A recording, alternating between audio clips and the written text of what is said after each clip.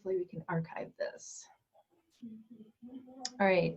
So for those of you who are not familiar or don't necessarily track astrological events, we do have a number of planets that are in retrograde, and I'm going to explain what retrograde is, but I wanted to walk through the dates of different planet retrogrades for this year, for 2020. If you've seen postings or you've heard people talk, we do have 5 planets that are currently in retrograde right now, with a short overlap with a 6th planet at the end of this month. And so each planet has a characteristic that it's associated with. And the duration of a retrograde has a lot to do with the path that the planet takes around the sun and its relative path with our planet.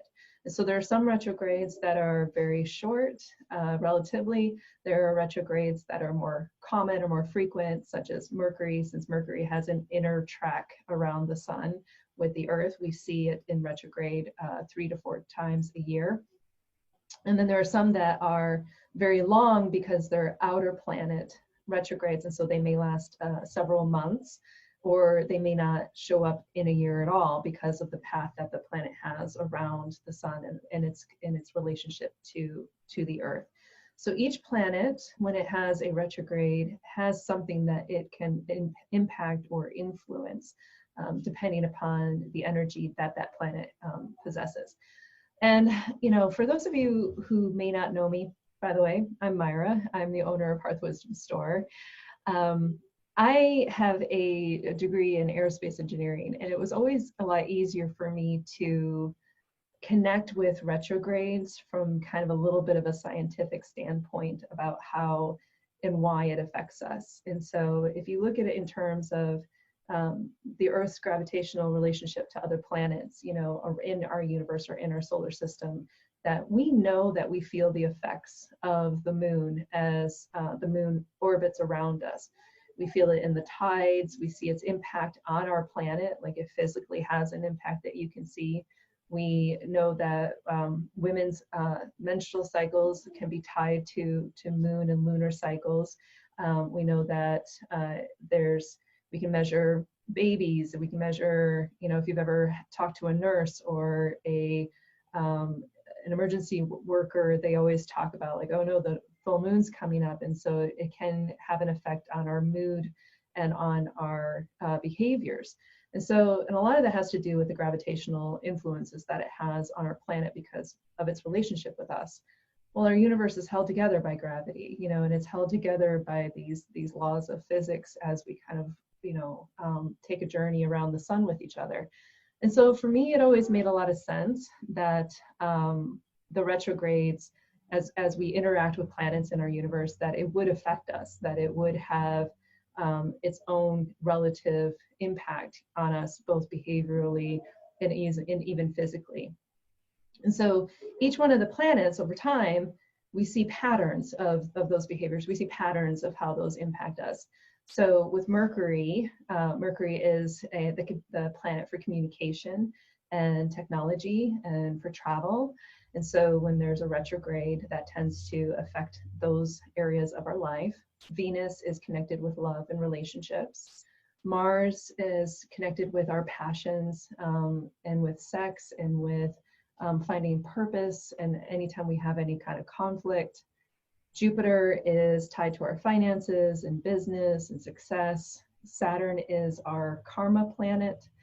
And then Uranus is when we rethink change, or we rethink the path that we're on. Neptune is tied to creativity, and Pluto is the hidden planet, is the internal investigation, so the things that are unseen.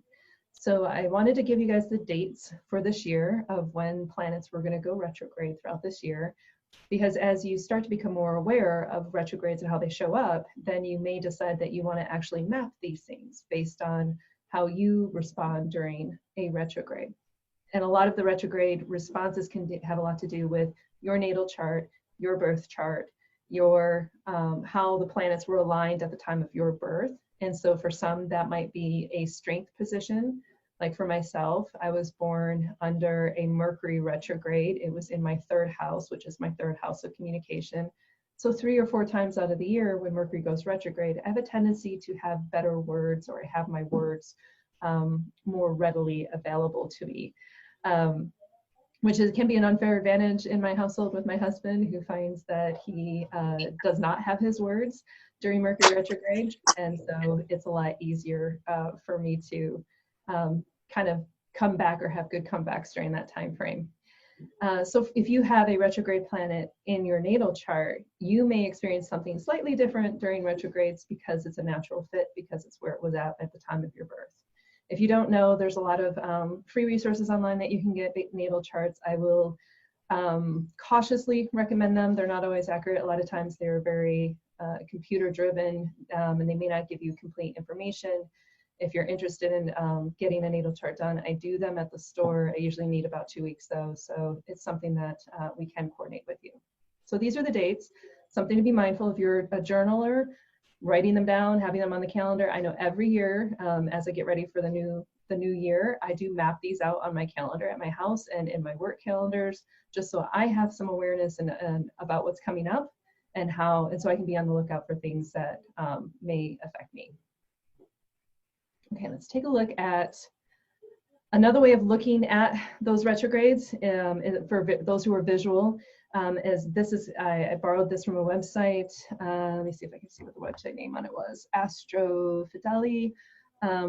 It gave you a really quick visual map out of those duration of the retrogrades.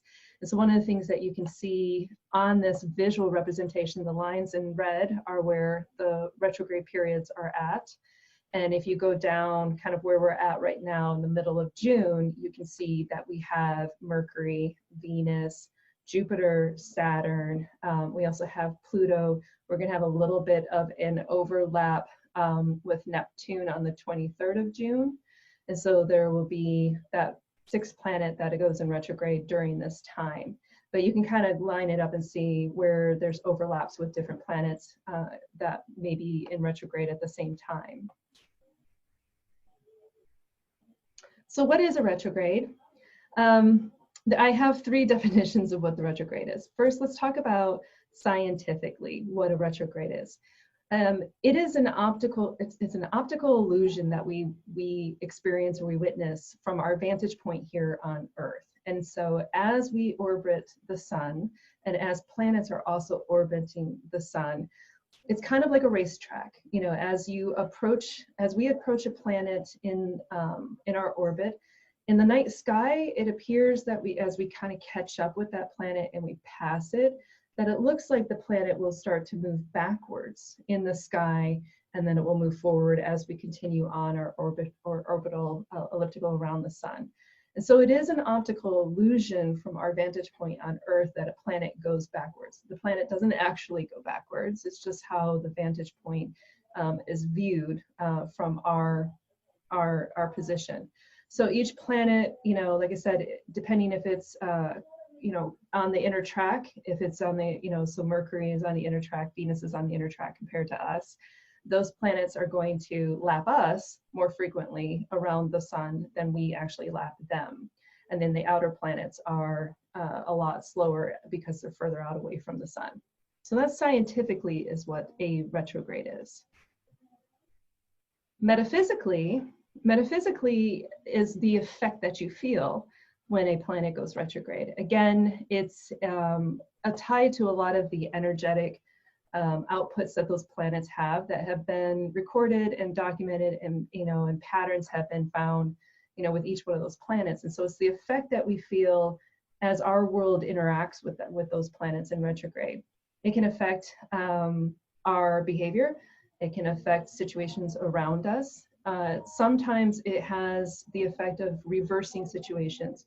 Maybe we change our mind. Maybe we change our feelings.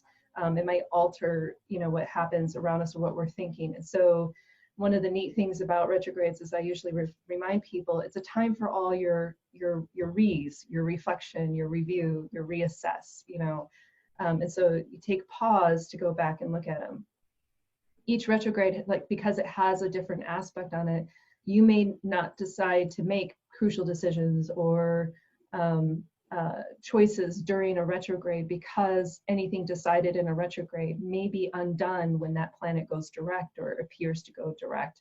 And so you may have a change of mind after a retrograde. So there's some, rules of thumb, don't sign contracts or start things or, make changes, during a retrograde, because it may be something that you undo, once you've come out of that energetic relationship with that planet.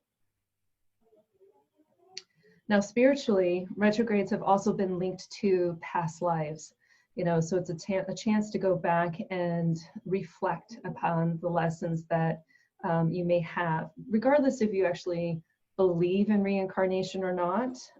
It's the lessons that have been kind of imprinted on our psyche, that we can learn from. And so you may even think of it in terms of, because every year there are retrogrades, you could also use the same idea of past life learning from phases that you've already been through, things that you learned in the past or things that you've already experienced in the past.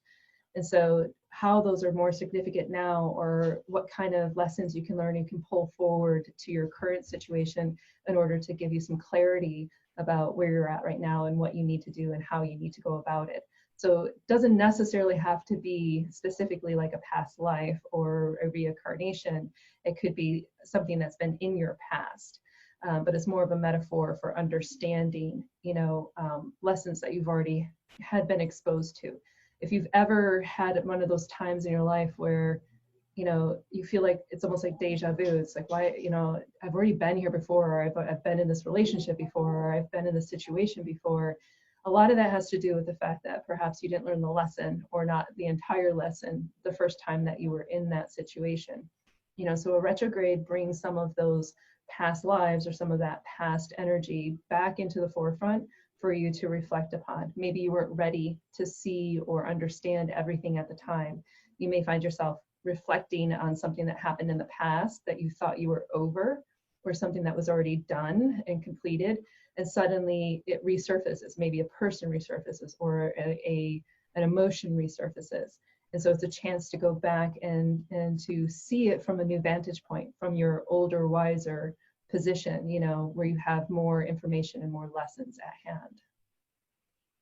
Okay, so those are the three aspects of, or the three, I guess, definitions of retrograde. The whole purpose of this class is retrograde reflections, because I want you to have a chance to be able to think about, how retrogrades actually affect you. So I'm going to give you a minute. Hopefully, if you don't have something to write with, grab something to write with. I'm also going to, at the end of this, if you email us your, like an email request, I can get these slides over to you so you have a copy of them. But there are a couple of questions that I encourage people to ask, during retrogrades, particularly knowing that you're going to go through this over and over and over again, to start to have a better sense of how it affects you and what your responses are. So these are reflection questions, for those who like to journal. If not, I think now is a great time to kind of get to journal because you are reflecting on it. But how have you been feeling, or what have you been noticing? Have you been noticing any of the influences during these current retrogrades?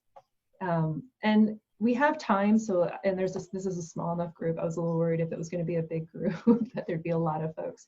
But describing what you've been noticing and feeling. Does anybody want to share, maybe really briefly, what they've been feeling and what they've noticed during this retrograde? And maybe you didn't know why it was, but you were picking up on something during this last couple of months.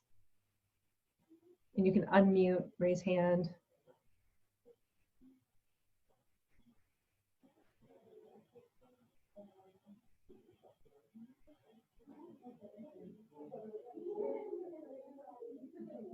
Nobody wants to share. Okay, not a problem. If not, I will share with you some little things that I had been picking up on. So each one of the planets that have been in retrograde, there's a little bit of energy that's unique to them because of the zodiac signs that they are in. Hold on a second, we got something in chat. Let's see. I've been extremely tired lately. Work has been lacking in communication. Yep. Definitely friendships have been tested and strained lately. Yeah. So one of the things that, so for example, Venus is retrograde right now. And I noticed really, really early on when Venus went retrograde that, that I was feeling a lot of communication struggles with my spouse. Venus went retrograde in Gemini this time around, and that energy of Gemini demands communication. It demands that you have the talk, so I don't know about you, but there was a lot of those moments like, hey, we need to talk, which we do talk a lot, but this was more. It was a bigger energy around needing to talk. But taking that little bit of extra effort of like getting to know where somebody's coming from, having those conversations, those crucial conversations. If you're single, it's more about taking it a little bit slower and getting to know somebody before you engage in a more deeper relationship. And then also in general, we've seen with all of this isolation, a need to connect with people in a way that we hadn't connected before. So we're doing a lot more on social media, we're doing a lot more in chat and phone calls and messenger. And so, even before Mercury went retrograde and it controls communication, Venus in Gemini was already demanding of my relationships that we have better communication or try to work on our communication. And it took me a little while. I spent a whole week kind of like not talking to my husband because he was bothering me before I recognized like, hey, this is unusual. We usually kind of talk and needing to reach and tap back into that energy and like taking a closer look at it. And so those are some of the things that you can kind of like start to pick up on when you're aware of them, and especially how they are tied to different zodiac energies. So every time a planet goes retrograde, it doesn't always go retrograde in the same planet. So the same zodiac. So when it does go retrograde, also kind of understanding a little bit about that zodiac and how it can impact that retrograde and have a little bit of a different feeling. They're not always the same. Sometimes there's a Mercury retrograde that feels way different than another one. And so starting to kind of journal those things and log those things helps you to kind of track how does it impact you specifically, or what are the differences and the nuances that you've noticed between the different retrogrades. Let's see. All right. So those are a couple of reflection questions that I'd like for you to kind of think about. There's also things that you can pick up on. This chart is a little bit incomplete. I was looking for something and I didn't have time to build one, but I wanted to talk a little bit about how the retrogrades kind of show up, like in your physical body as well. So in the chakra systems and the chakra systems, each one of the chakras can be aligned with a planet. And the only difference that I would make on this chart is that instead of the sun and the moon, because those are not things that go retrograde to us, you are using your external planets. You're using Pluto and you're using Uranus and Neptune for your crown chakras and your third eye chakras as far as where they show up at. And so it's the only thing I would say is a little bit skewed on this chart but each one of the chakras has a planetary alignment. And so you feel that energy through that chakra and what those chakras represent as well. So the heart chakra is about love and relationships. Your throat chakra is for communication. And so it's linked to Mercury.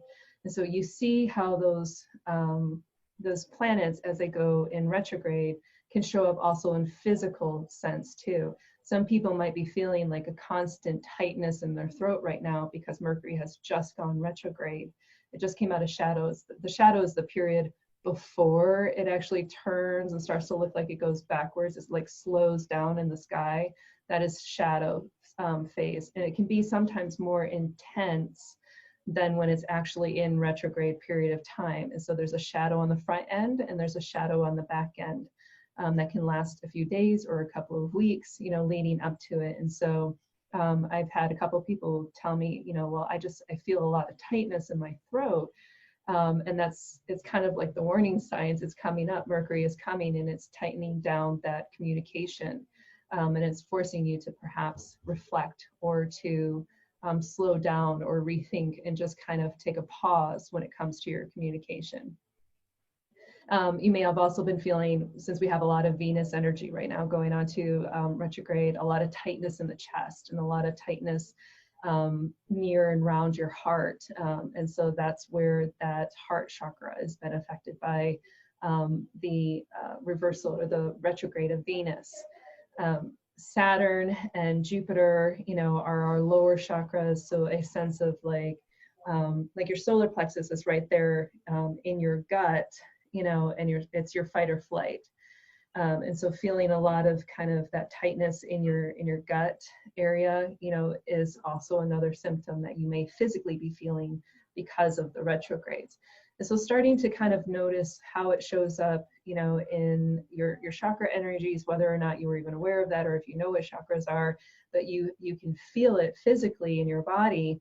And you can start to feel the impact of that. You know, again, the scientist in me wants to explain it in terms of, well, once a month I can feel the impact of the moon. So, you know, why would I not feel the impact as these other planets are coming into contact with our orbit here on Earth as well? Okay. All right, so a couple of other reflection questions. Is there any one area that you feel the retrograde, or that you feel like a focused on most? You know, in the last couple of months, like I said, we've had a couple of retrogrades kind of piling on each other, and you may become aware of a certain area of your life, or a certain area of your body, or a certain aspect of your behavior that suddenly seems to be at the forefront, or suddenly seems to be in focus right now, or needing a lot of attention. So has anybody been kind of like hyper aware of something kind of happening or changing in and around them, or in with their body, or in their relationships, or in their daily life, or with work or anything?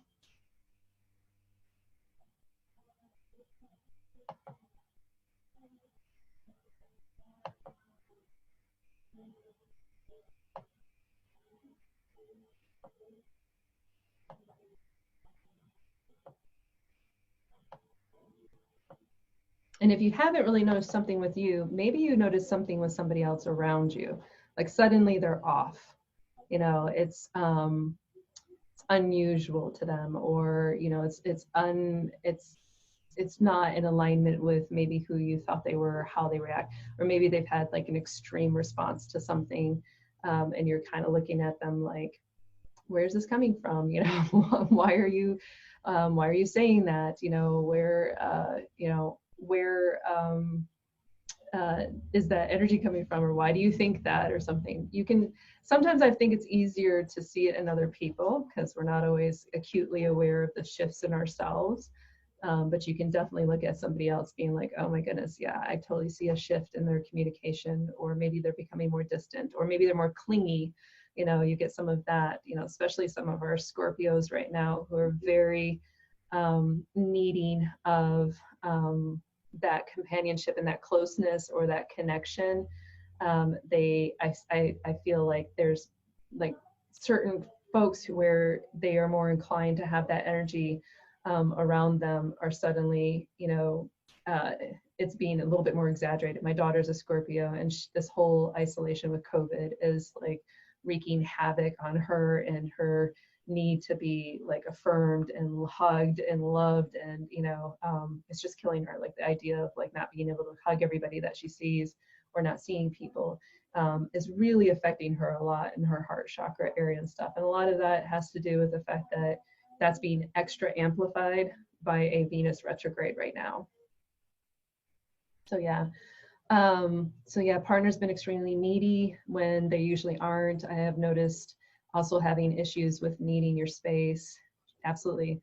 And then Essence said the doctor I work close to is definitely a different energy. I do feel I'm not getting enough sleep. Absolutely.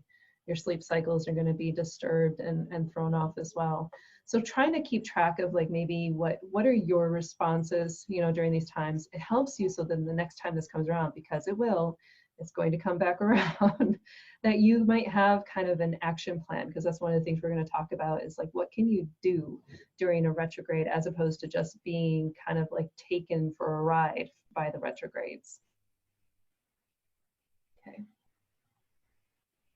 Okay, so let's talk about each one of the planet retrogrades, like what they're connected to, things that you can tap into or maybe spend time reflecting on or working on that will, and some ideas about how to address them. And we're going to start with inner planets and work our way out. So Mercury is connected to the throat chakra because, like I said, it's a communication planet.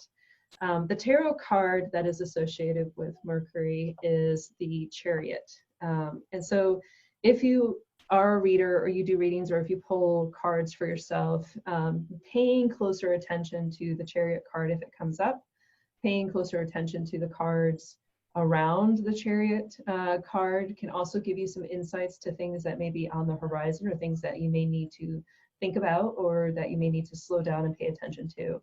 When Mercury goes retrograde, one of the biggest things to keep in mind is that you probably need to slow down, take a step back, confirm and validate. When I say confirm and validate, check, recheck, triple check.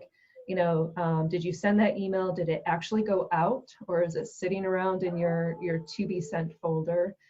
Did the text message go through? Did you spell it properly? Did everything make it in the envelope that it was supposed to make it? You know, did you double check and make sure bills got paid? Mercury has a habit of really wreaking chaos in the area of all forms of communication, not just the type that you speak, but also the types that you send and the way that you communicate, and also all things electrical. You know, so this is when you want to slow down and to make sure that you double check. We're not doing a whole lot of traveling right now, but this is the time that I would normally tell people, leave a little bit earlier, give yourself a little bit more extra time. You know, flights get delayed, things get canceled, you misread, you know, departure times. Traffic gets backed up and stuff. And so these are very common things that happen during Mercury retrograde. So knowing that, giving yourself a way of dealing with it. The other thing with retrogrades is making sure that, and sometimes you just need to take advantage of the disruption itself. You know, so if electronics go down, that might be a great time to unplug, you know, and go outside, take a walk, you know, take a step back away from those electronics. You know, if there are travel delays, you know, have a backup plan. You know, maybe it's an audiobook or take some time to meditate, you know, or read during those delays, and be open to alternative or change of plans, you know, and see that as an opportunity to do something new, or be adventurous or be spontaneous, particularly if you're not one of those people. If you're a planner like me, disruptions can be very infuriating. So sometimes it's a nice reminder that it's okay to have something unexpected or a surprise or an adventure. You should also push pause on decisions. I usually recommend don't sign contracts during Mercury retrograde. They have a tendency to fall apart by the time that it ends. Don't start new relationships during Mercury retrograde because they will also have a tendency to fall apart before it goes direct again. Don't, you know, if it's not a position of strength for you, don't have those crucial conversations that you need to make sure that you have your words and you have clarity about what you want to say so that you don't miscommunicate what needs to be said during those time frames. And so it's a great chance for you to put pause and to take a step back and use that time for reflection. It's also a chance for you to listen more. So your throat chakra, you have more than just the 7 chakras in your main chakra system.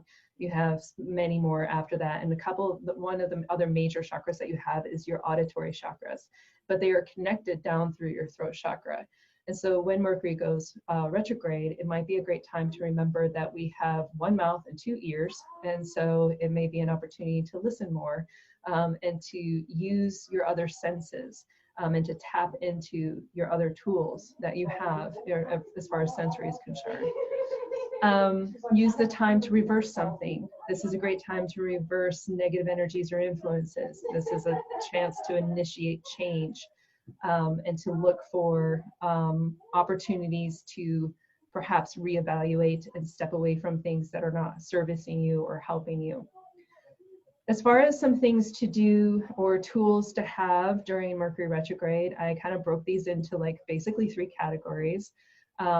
Crystals, teas, like, and when I say teas, I mean like herbs or like they're using in bath teas. Some of them you could drink if you wanted to, but there's going to be some stuff that you're going to see in there that you don't want to drink in a tea. This is usually sitting down for a like a soak, like you're soaking it away and that you're immersing yourself into those healing herbs. So with Mercury, these are grounding and communication type crystals: hematite, selenite, amazonite, black tourmaline, moss agate, clear quartz for clarity. Those are crystals that you may decide to kind of put around your space, or maybe to carry on your person, put in your car. You know, those could be tools that you keep on hand during a Mercury retrograde. As far as the herbs, agrimony, buckeye, meadowsweet, and bay leaves are great. Juniper berries as well. I kind of hesitate on the juniper berries depending upon your bathtub. Depending on when you soak them, they could stain your tub. So just use some caution with that about whether or not you want to use those in a bath soak. And then as far as like maybe doing a meditation, like with some candle burning, you can take an orange candle and you can anoint it with like frankincense, myrrh, and copal. And then ask for guidance and assistance when it comes to messaging, you know, to make sure that you gain some clarity about the messages that you might receive. Okay. Do I have any questions so far? I'm going to move on to the next planet, but real quick, does anyone have any questions so far?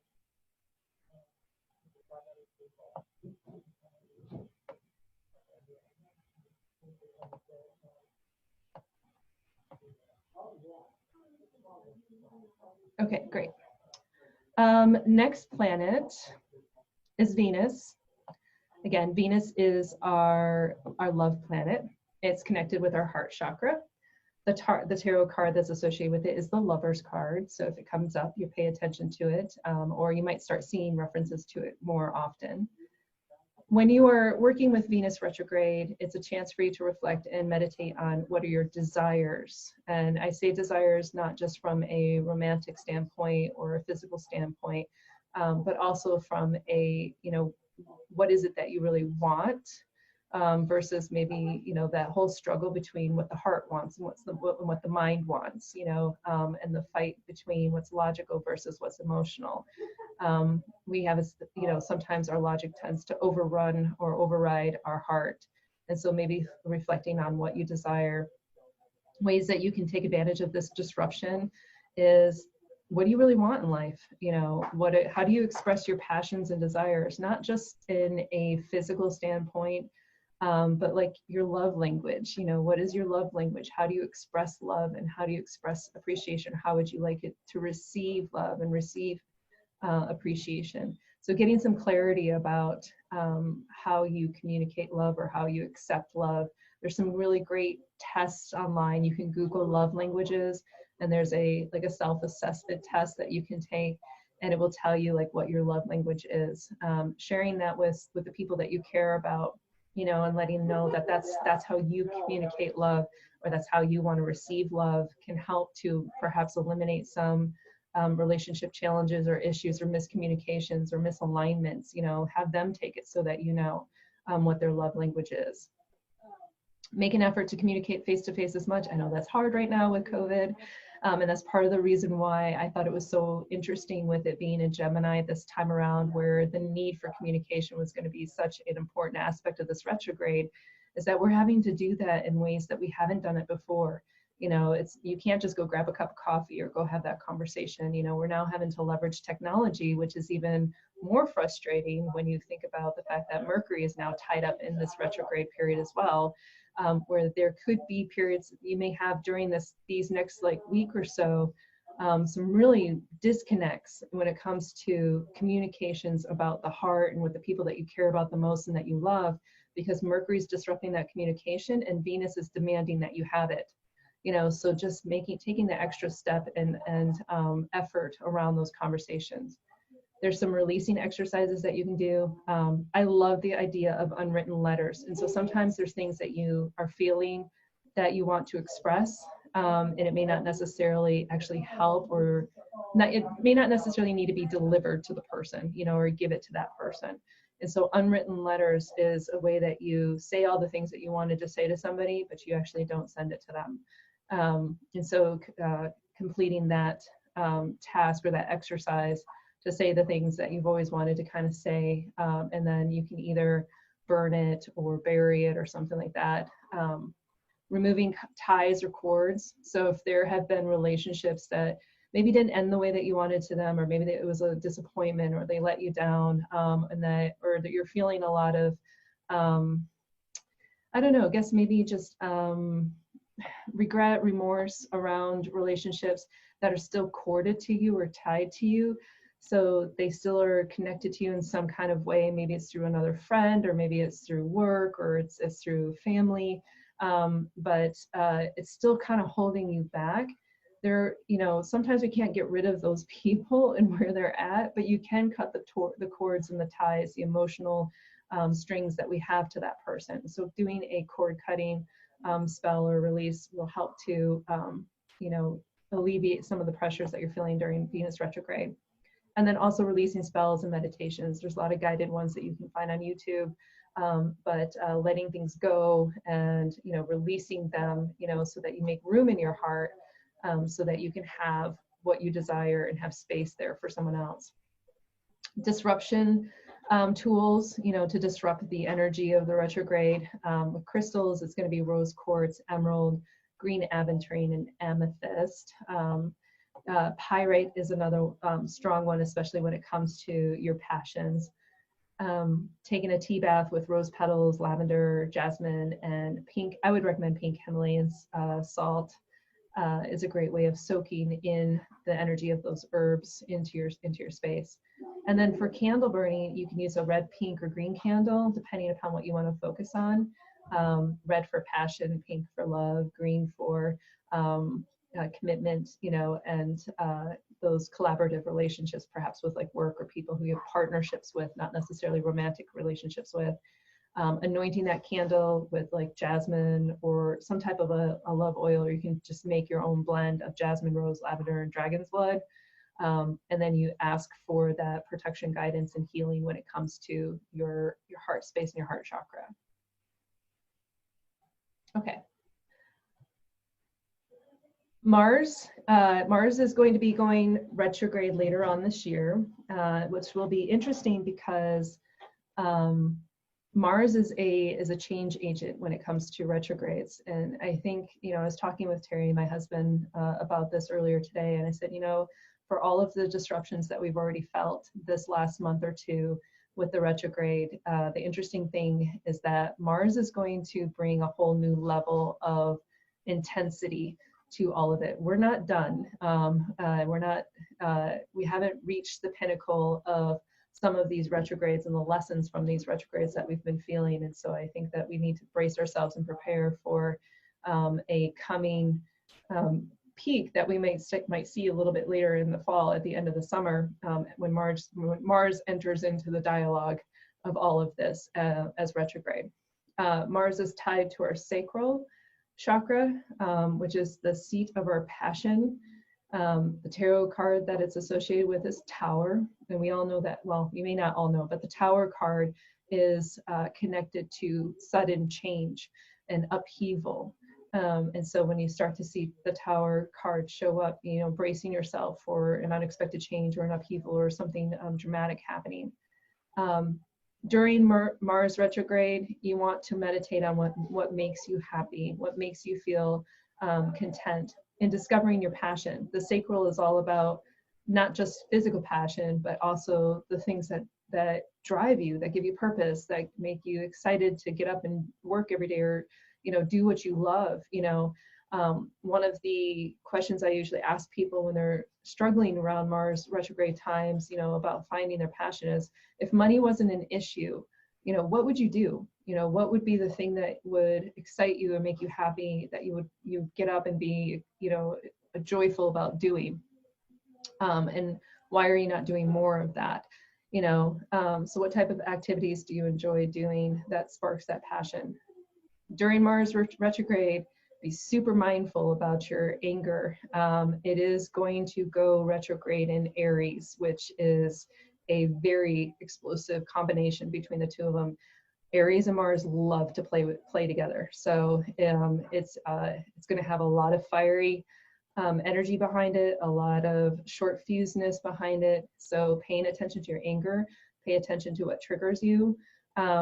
You may, if you're a short fused type person, you may decide to take a step back away from situations that you know are going to set you off, because you will, the resistance comes off during Mars retrograde, you know, so you may say things or do things that are not typically what you would say or do, how you'd respond, but you're just feeling that energy.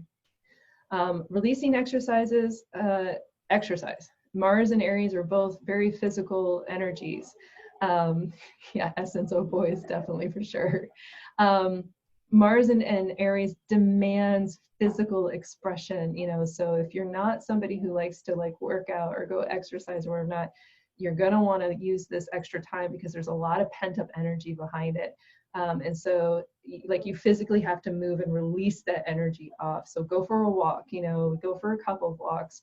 You know, if you're not in a gym or doing something in a gym, you know, try to do something that where you get physical exercise every single day during that time when Mars is retrograde. It will help you to release a lot of the energy that's going to be pent up. Putting that energy into a hobby. Again, if you know what you're passionate about or what you like to do or things that you want to do, get ready to dive head into a hobby during Mars retrograde when it comes up. So that way you can kind of burn off that energy, you can have that expression. Tools that will help you disrupt this energy. Amber, malachite are amazing crystals, carnelian, bloodstone specifically too as well for like your physical body and expression of your physical health. And then garnet is a power crystal, you know, about owning your own personal power and taking responsibility for that power, which I think is going to be important during Mars retrograde. You're going to see people who are probably going to go on social media and fly off the handle and possibly get themselves into trouble. And so there's a lot to pay attention to all of that. Candle burning, using red and orange candles and anointing it with oil. And while it burns down, reflect upon your passions are all things that you can do to disrupt that energy. Okay.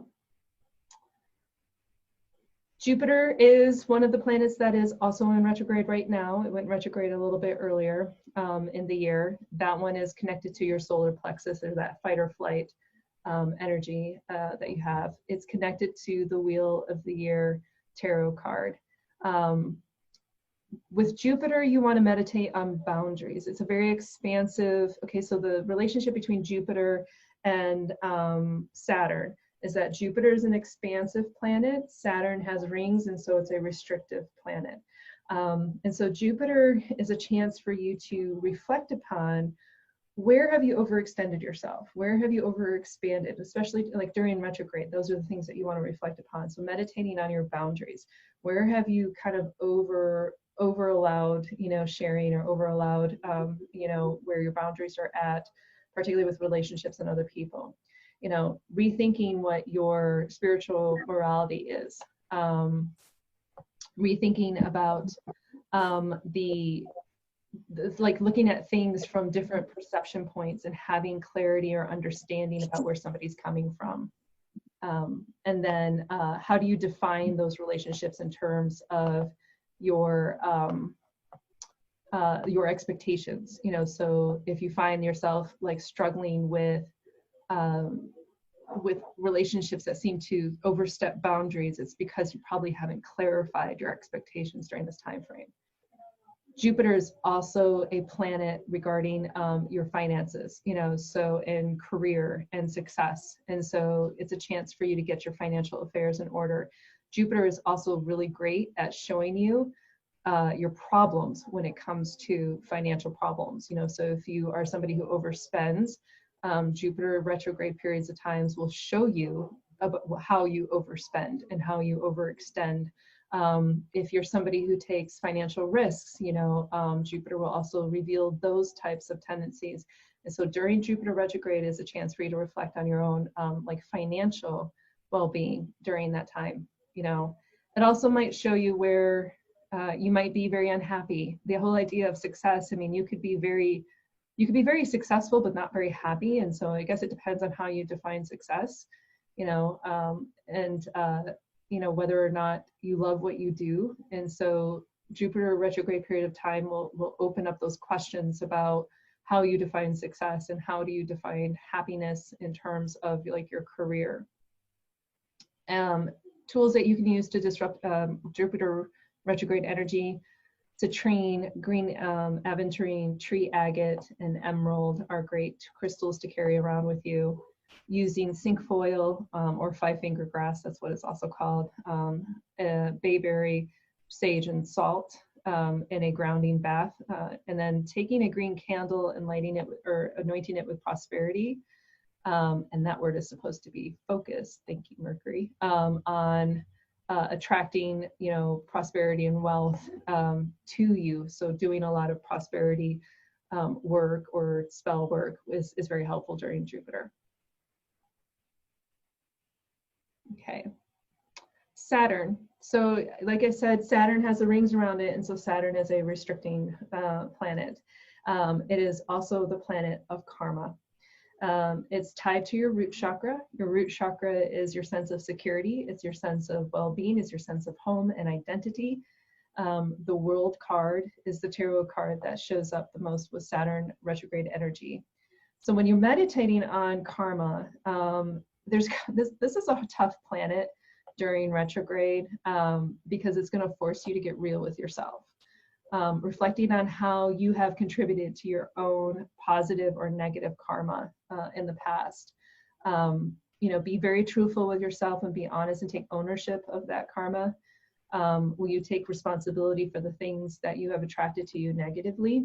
And how will you apply, use, or leverage your positive karma? You know, what lessons can you learn from karma? Tools that you can use to disrupt Saturn retrograde energy. The crystals are dumertorite, rhodochrosite, chrysocolla, and carnelian.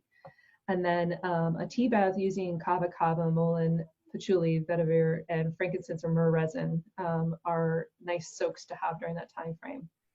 And then for your candle burning, use a black candle, and if you use like a sandalwood or frankincense cedar type oil or blend, to use that to kind of reflect on your karma. Little side note on Saturn. I wanted to pull up this idea here. So Saturn is in an interesting cycle or elliptical. So when the planets orbit the sun, they don't necessarily orbit it in like a flat elliptical. Sometimes they orbit in a you know, I don't know what the word is for it right now. Mercury's not helping in that part. An angled elliptical. So like when you look at models of our solar system, that the planets don't all just kind of like flat rotate around the sun. Some of them bend and tilt. Saturn's one of those planets that bends and tilts, you know. It's in this really rare elliptical orbit with us, in that it's, you know, it's currently in Capricorn. Almost all of the retrogrades are in Capricorn.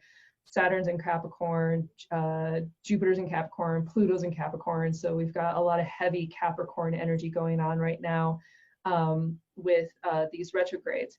But the last time Saturn was in the same pattern of elliptical orbit when it came to a retrograde was back in 1990 and 1961, which both of those years, if you are a historical buff, were wrought with an awful lot of social political changes. And so it's really interesting to see that happening now. You know, Saturn went retrograde earlier in this year, and we're seeing the kind of like full expression of social political changes. Saturn retrograde with this Capricorn energy demands that we leave behind our sense of normalcy. It demands that we leave behind our old rules and the things that we accepted. And so it's really interesting to see how those patterns, and again, reflecting on that idea of karma, you know, that we've been here before. you know, we've been here in the same energy before, and it's created, it's had these large socio-political changes that have happened. And so understanding that and kind of putting those in perspective is an interesting note, you know, to kind of like put it in terms of, you know, what we have happening right now in our current climate or our current world. Okay. Uranus. So Uranus is one of those outer planets. You get a few of them throughout the year, and so those retrogrades tend to be a lot longer. They are not as frequently, you know, so you don't have, like, unlike Mercury, where you can get like a Mercury retrograde 3 or 4 times a year. Uranus, you're going to get like once a year, and it might not. It's going to be for several months long.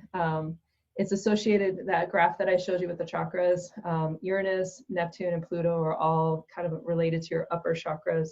So your crown chakra, which is how you connect with divine and how you connect with spirit and the universe as a whole. Uranus is associated with the Fool's card, which is the kind of like how you fit in the world. You know, like what is your role out in the world? And so meditating on your social beliefs and your social expectations, as far as like, what do you believe about your social contract, you know, with society? What do you believe your role is in that social contract with society? What do you expect from others, and especially those that you give your energy to? And so it's all about those reflections on those kind of like those social beliefs and social contracts. So getting involved in social justice movements, taking positive action on what your beliefs are, is what the energy demands of it. So, or what that retrograde is going to kind of try to bring out in you. Ways of disrupting that energy or that energy interference. Blue aventurine, garnet, and moonstone are excellent, because garnet again is that power crystal, your personal power crystal, and then moonstone is that connection with, you know, divine, and connection with your empathy and your intuition and all of that, and connecting to those energies. A tea bath using rosemary, caraway, and mistletoe. You know, be very careful with mistletoe. Some people have allergies associated with this, so always test that. And then using a blue candle dressed with peace oil and placed, you know, on top of a petition that you've written about what you want to see happen in the world, you know, being the change in the world. And so Uranus is our social justice planet. Neptune, again, is also our crown chakra. Neptune is your escapism and the hangman and the surrender to your evolution. You know, in the tarot deck, the hangman is a reflection of, it's right in the middle of the major arcana, so it's the dividing point between the first half of the major arcana and the second half of the major arcana, and it's the moment when you surrender to your evolution, and you surrender to your like learning and expanding on who you are. And so meditating on how do you escape, how do you avoid, how do you deflect, you know, so what are those symptoms or ways that you do these things? You know, do you tend to avoid and escape difficult situations? You know, do you find ways of distracting you in order for you to grow and see what you need to see? You know, what habits do you need to change about yourself, you know, in order for you to grow? And are you taking care of your health? Your Neptune is a chance for you to focus on health and to focus on your well-being. And so anything that's going to help you be healthier as a body will also be healthier as a mind. Energy, like tools that you can use to kind of disrupt this is coral, jade, and amethyst. Using sage, clove, heliotrope is an oil, and parsley in a bath soak can help you with exploring what those hidden addictions and escapism that you might have.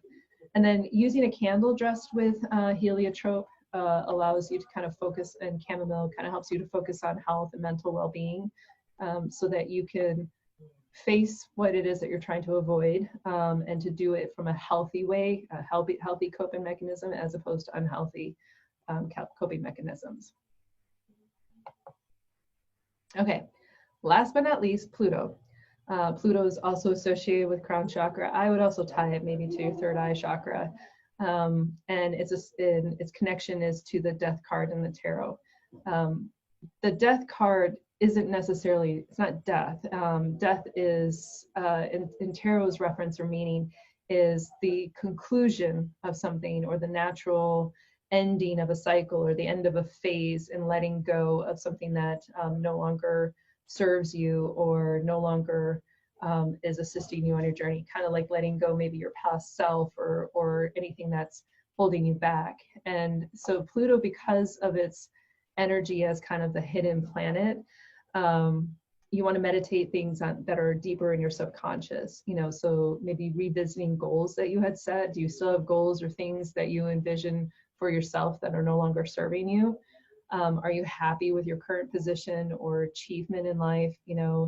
Is it enough? Are you like, what gives you purpose? And are you doing what you're supposed to be doing to meet your life purpose? And then what other issues are you not addressing or facing? So Pluto is a great planet, and Pluto retrograde is a great time for shadow work. And shadow work is all about going back kind of in your childhood or your early development years and looking at the moments where you may have been wounded by something, and those wounds you've kind of tucked away and kind of bandaged up and shoved down, but they kind of resurface in your adult life, and they kind of manifest in negative ways about how you cope or you deal or who you are. And the hardest part about shadow work is understanding that it might seem like you've probably convinced yourself that it was something so tiny and just let it go. It's so minor, why are you still holding on to that? It's wrapped up in a lot of judgment, in yourself and the judgment of other people, that may have been involved in it. And so going back and digging back into that subconscious to find where are the things that had maybe injured me or wounded me in a way that I'm carrying that wound or that baggage into my adult life, and here's how it's manifesting, and here's how I'm not showing up in my best way, or in a way that's like counterproductive to what I want to have. Shadow work is hard. We do have a reoccurring class on Monday nights that Luna teaches, and so she talks and walks you through shadow work exercises and information about what it is. So if you're interested in learning more about that, there's a class for that. Hang on, there's some in chat. Let me pull that up. Yeah, a lot of that's going on. Yeah, well, Pluto loves to bring that. The interesting thing about Pluto is that even if you're not even familiar with what shadow work is, Pluto brings it to the surface. And it's always funny. You can see other people's shadow work during Pluto retrograde. You're like, oh, I totally see that shadow now, and I see what's going on. As hard as is to see it in yourself, and to recognize it in yourself. And so I think that the more you work on that, the more you can recognize it. So let's see here. Things you can do during Pluto retrograde, because it's that hidden planet, clearing out your desk and closets and garages, all the dark places that are cluttered. That's very metaphorical, but in a lot of ways, the physical action, the physical activity of cleaning out the clutter and cleaning out the dark spaces is what shadow work is. So physically doing those things kind of brings into the physical realm what you need to be doing in the spiritual realm. And so it's an extra layer of validating that or assimilating that into your practice. Things that you can do, or tools that you can have to disrupt this: clear quartz, obsidian, lapis, lazuli, and I see here that crystals for karma, that was way back in Saturn, so apparently Mercury really wanted to mess with me on my slides today. Black tourmaline is another great one. A tea bath made with beetroot, eucalyptus, a little bit, if you're going to soak in it, just a little bit. Patchouli and black salt is a great way of kind of soaking in for shadow work, and tapping into the energy of those herbs. And then you can also anoint a white candle with cedarwood and jasmine and frankincense, and ask the universe to show you what you might already know but is hidden.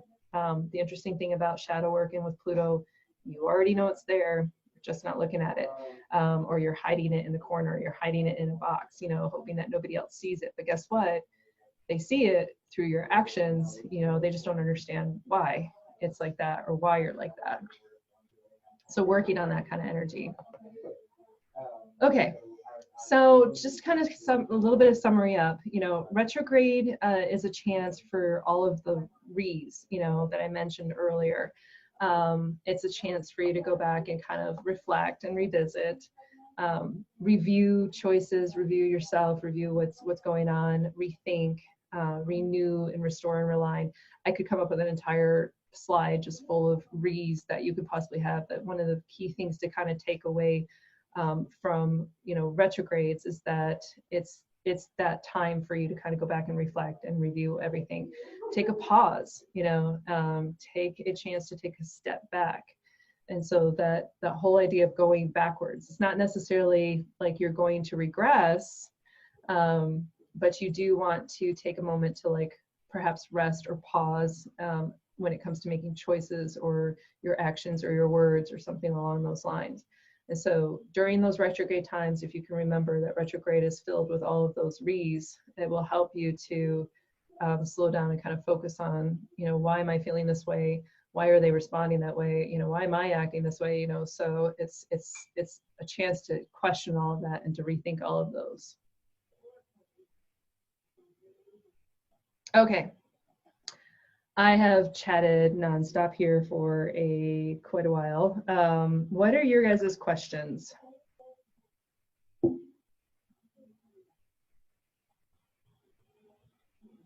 Or comments, you know, has any of this kind of struck true, or, you know, what you might have been thinking? And you can go ahead and unmute and just start talking.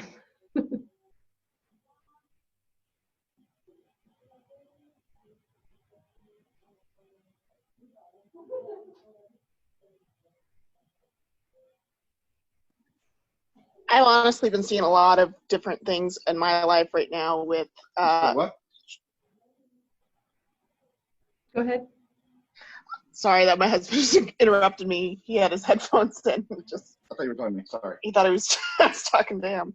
No problem. But no, lately I've just been seeing a lot of different effects of this, and I've been trying not to let my emotions get the best of me during this time, where I need to like settle down, calm down, and this has kind of got me thinking about all those things that I need to be journaling about instead of taking on head on.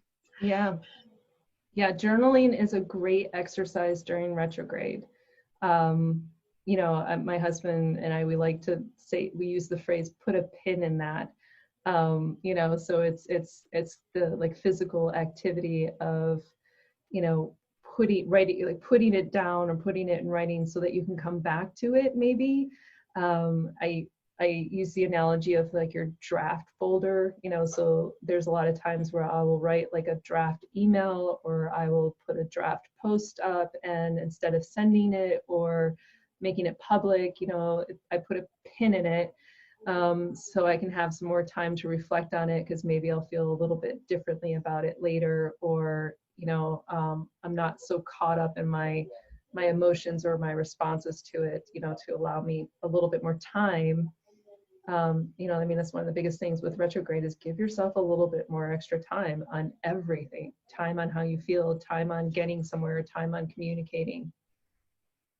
Let's see, Essence wrote, there used to be one person who always popped up during my Mercury retrograde, and now this person has not popped up yet. Is this a possible sign that it's a lesson I have completed? Yeah, totally. You might want to go back and kind of reflect on, you know, during those times, because remember, Mercury goes retrograde like 3 or 4 times a year. Were they showing up during certain times of the year during Mercury retrograde? Because remember, Mercury doesn't go retrograde in all of the same zodiac, so maybe there is something that's a little bit more deeply connected, you know, during a certain type of cycle of Mercury retrograde, because there's times where Mercury retrograde is going to affect you just a little bit differently. You know, like I mentioned before, I tend to have my words, so I tend to talk pretty during Mercury retrograde, and I have my words and I have my comebacks and everything. Well, there was a Mercury retrograde, I think 2 cycles ago, that my guides very specifically had told me, you need to keep your mouth shut during this one. You know, we know you have your words and you're going to want to use your words, but this is a very specific Mercury retrograde for you to listen, you know, and to absorb. And so it may be that if they're popping up during a certain type of cycle of Mercury retrograde, maybe tied to a certain zodiac or anything like that, that might be something to keep an eye out, because it might show up again during that cycle and you just may not have like really noticed the nuances of that retrograde. No problem. Okay. Any other questions or reflections on all of this? Or did you learn something new, or was there an aha moment, you know?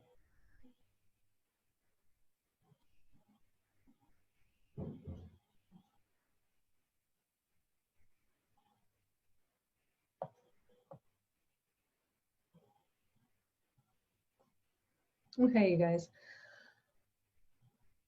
Is it worth looking up much retrogrades you may have been born under to help with understanding the way the universe affects you? Yes, Emmanuel, I do recommend that.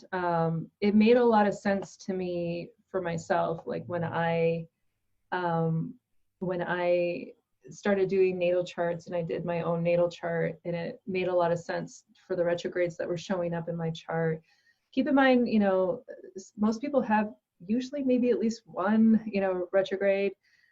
Understanding not just having the retrograde, but which zodiac did it show up in, which house in your natal chart is really important as well, because the retrograde will tend to manifest itself a lot with you in the house that it shows up in. So for example, in my natal chart, the day I was born, and when I mapped it out, where the planets are at, where the zodiacs are at, where all the houses are at, based on my place of birth and my time of birth on this planet, Mercury is in retrograde in my third house, which is the third house of communication. And so for me, that means it shows up in my words. But Mercury or a planet might be retrograde in a different house. And so you might be like, well, why is it that every time it goes retrograde, it shows up this way for me? Like I don't get a pass on Mercury retrograde when it comes to tech or travel or double checking and triple checking and stuff like that. And so, you know, it definitely makes it, makes me a little bit more clear about how for me to better prepare, you know, during a retrograde, if I knew where everything was at the time of my birth, you know. So so yeah, it can help. It's not necessarily like required. I mean, if you just journal and map it out, you're going to see trends, you know, that you can start to connect the dots with. And so you'll start to see, oh, it really kind of affects me this way, or oh, I always have this kind of happen, you know. And it's not necessarily, and I don't want to say, a lot of people use the retrogrades as an excuse, and it kind of bothers me a little bit, like, you know, it's because this is retrograde or that's retrograde. No, some of it is you have to take ownership of it yourself. Some of it is also, it keeps happening to you because you haven't fixed this aspect of yourself. You know, so the idea of like, well, you know, I'm late because Mercury's retrograde. No, you know what, you're late all the time. It's not, you know, now you're just extra late because Mercury's retrograde, you know. So you know, just having a little bit of self-awareness, that's the whole point of a natal chart. Is a natal chart helps you better know like what your predispositions are, but it doesn't control your future. It doesn't control your destiny. It just gives you a choice to understand like strengths and weaknesses, how you want to respond to kind of those predispositions. Okay. What else? Any other questions or ahas? Was it helpful and timely? Like I said, you know, we had a lot of people who, you know, were kind of coming into the store and were feeling really just disjointed and everything like that. And, you know, I think a lot of it has to do with the energy that they're feeling. Like they know that there's something out there. They just don't know what it is or what to do about it or how to navigate this space, you know. So and a lot of it is definitely just being aware of how it shows up and it presents, and then what tools might work for you, you know. So if you're a crystal person, you know, leverage crystals. If you're a you know, if you're an herb person, you know, kind of leverage those, you know, to help with you. I really encourage people leverage journaling and writing and stuff like that, you know, during this time frame. It's a great chance to slow down, I've really struggled with that this year. It's kind of the running joke is the worst purchase for this year was like a planner or a journal for this year because I just feel like it's just gone to, to crap. And but really getting into even though my planner doesn't help me this year because nothing has gone to plan, leveraging the spaces where I can capture my thoughts and my feelings and my reflections and my observations is very helpful to better understand myself, during all this. Okay. All right, well, if you guys don't have any other questions, we're going to sign off. Hopefully this will record and hopefully we can get this. If you want a copy of these slides, do me a favor, you can email the store. So email us at hearthwisdomstore@gmail.com. And in the subject line, if you could put retrograde reflection slides, then over the next couple of days, we will respond and get the copy of these slides to you guys via email, okay? Excellent. And as always, if you guys want to leave a love donation, it's on our store page. If you connect to the store page and shop with us under our swag link, there's a love donation link that you can do that. We appreciate everybody. We look forward to being able to do these classes in person, and yes, we'll probably continue to do them like in person and virtual some way, somehow we'll get that figured out. But we want to continue to always provide classes and information and resources to everybody in our community, free and at no cost and whatnot, because I think it's going to help you guys. So, all right, I appreciate you guys. Have a great rest of the weekend. Enjoy the good weather and everything like that. And as always, we love seeing you, and have a good night, okay?